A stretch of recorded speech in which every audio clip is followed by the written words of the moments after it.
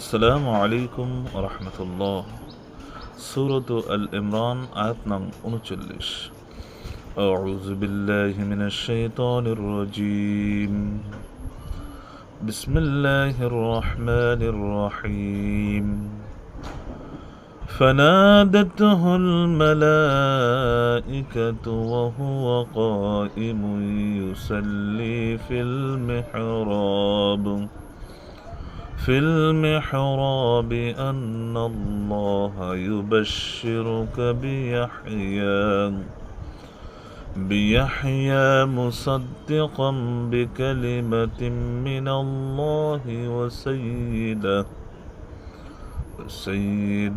وحسورا ونبيا من الصالحين।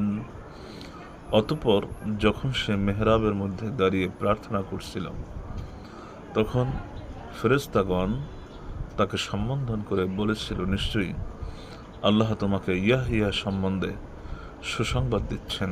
তার অবস্থা এই হবে যে সে আল্লাহর নিকট বাক্যের সত্যতা প্রকাশকারী হবে, নেতা হবে, স্বীয় প্রবৃত্তিকে দমনকারী হবে এবং সৎ কর্মশীলদের মধ্যে নবী হবে। আল্লাহ পাক তিনি ফেরেশতাদের মাধ্যমে তিনি ডাক দিয়ে বলেন, আন্নাল্লাহ ইউবাশশিরুকা বিয়াহইয়া, আপনার একটি পুত্র সন্তান জন্মগ্রহণ করবে, যার নাম হবে ইয়াহইয়া রাখতে হবে। সাথে সাথে তারা একথাও বলে দেন, এই সুসংবাদ আমাদের পক্ষ থেকে নয়, বরং স্বয়ং আল্লাহ পাকের পক্ষ থেকে।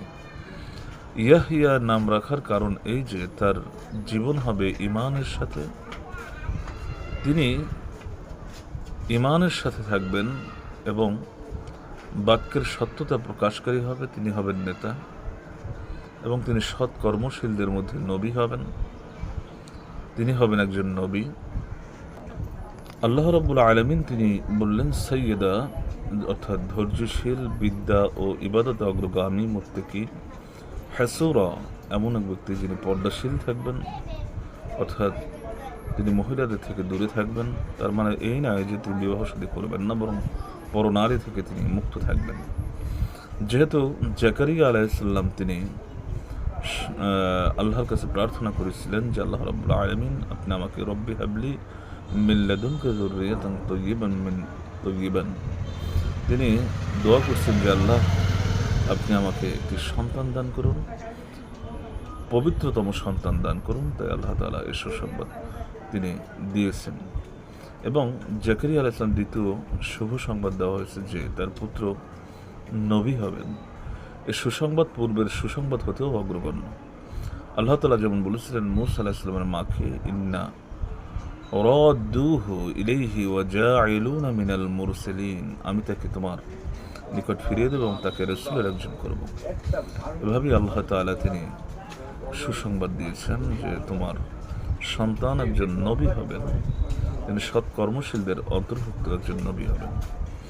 আল্লাহ রাব্বুল আলামিন হযরত জাকারিয়া আলাইহিস সালামের দোয়া কবুল করে নিলেন। সাথে সাথে যেহেতু জাকারিয়া আলাইহিস সালাতু ওয়াস সালাম তিনি দোয়া করছেন, তার মেহরাবে প্রবেশ করে তিনি দাঁড়ানো অবস্থায় দোয়া করছিলেন যে আল্লাহ রাব্বুল আলামিন মারিয়াম আলাইহিস সালাতু ওয়াস সালামের কাছে শীতকালে গ্রীষ্মকালের ফল এবং গ্রীষ্মকালে শীতকালের ফল, অসময়ের ফল যিনি আনয়ন করতে পারেন, তিনি আমার এই বৃদ্ধ বয়সের সন্তান তিনি দিতে পারেন। এর জন্য আল্লাহ তাআলা তার কাছে দোয়া করেছিলেন। আল্লাহ তাআলা তার দোয়া কবুল করে নিলেন। আল্লাহ সুবহানাহু ওয়া তাআলা তৌফিক দান করুন। এর ব্যাখ্যা